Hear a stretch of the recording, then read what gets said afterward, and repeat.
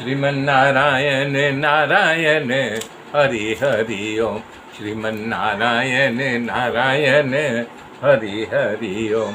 श्रीमन्नारायण नारायण हरि हरि ओम। भगवान श्री राम जी के बारे में बता रहे हैं। उनकी आंखें लाल लाल है, चौड़ी छाती है, विशाल भुजाएं हैं और उनका शरीर जो है श्याम है। जैसे नील कमल होता है और तमाल का वृक्ष जो है नीला होता है, उसी प्रकार से उनका सुंदर शरीर है। और पीताम्बर पहने हैं, सुंदर तुरीन बांधा है और हाथ में एक धनुष है, दूसरे में बाण है।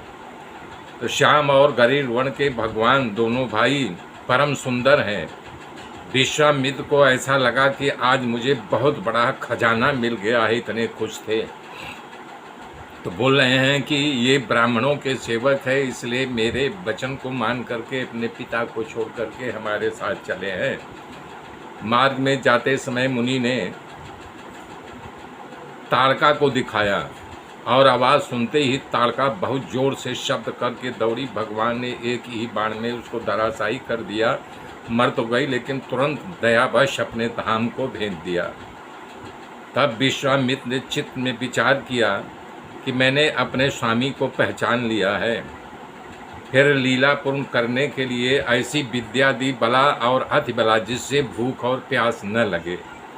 जबकि भगवान थे, सब समर्थ थे, लेकिन उन्होंने बला और अति बला नामक विद्या की, जिससे यहाँ पर भूख और प्यास न लगे। सभी प्रकार के अस्त्र शस्त्र श्री रामचंद्र जी को अपने आश्रम में ले जा कर के दिया और अपना हितैषी जान करके उनको कंदमूल और फल का भोजन कराया। सुबह श्री रघुनाथ जी जल्दी उठ करके विश्वामित्र जी से निवेदन किया, आप लोग यज्ञ कीजिए और मैं यज्ञ की रक्षा कर रहा हूँ। उनकी बात सुन करके सभी मुनि हवन करने लगे। यज्ञ मंडप का भगवान हाथ में धनुष बाण ले करके और लक्ष्मण घूमने लगे। ये समाचार मुनियों का शत्रु मारीच जब सुना तो अपने सेना को लेकर के वहाँ पर चढ़ाई किया। वो जैसे आ गया, भगवान ने बिना फण का एक बार मारा और 100 योजन दूर जा कर के समंदर के किनारे गिर गया और उसकी सारी सेना को श्री लक्ष्मण जी जो है मार डाले और ब्राह्मणों को निर्भय कर दिया। तब सभी देवता और मुनि मिल करके भगवान की स्तुति करने लगे, वंदना करने लगे।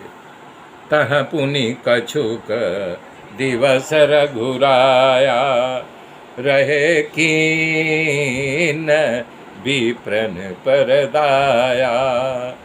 भगति हेतु बहु कथा पुराना, अब कहे विप्र यद्यपि प्रभु जाना। श्री रघुनाथ जी ब्राह्मणों पर दया करने के लिए वहाँ रहे। भक्ति के कारण विश्वामित्र जी उन्होंने वेदों पुराणों की कथा सुनाने लगे, जबकि प्रभु श्री रामचंद्र जी उस कथा को पहले से ही जानते थे। तब मुनि आदर पूर्वक समझा के कहा कि हे रघुनाथ जी, एक यज्ञ हो रहा है, उस यज्ञ को देखने के लिए हम लोग यहाँ से प्रस्थान करेंगे।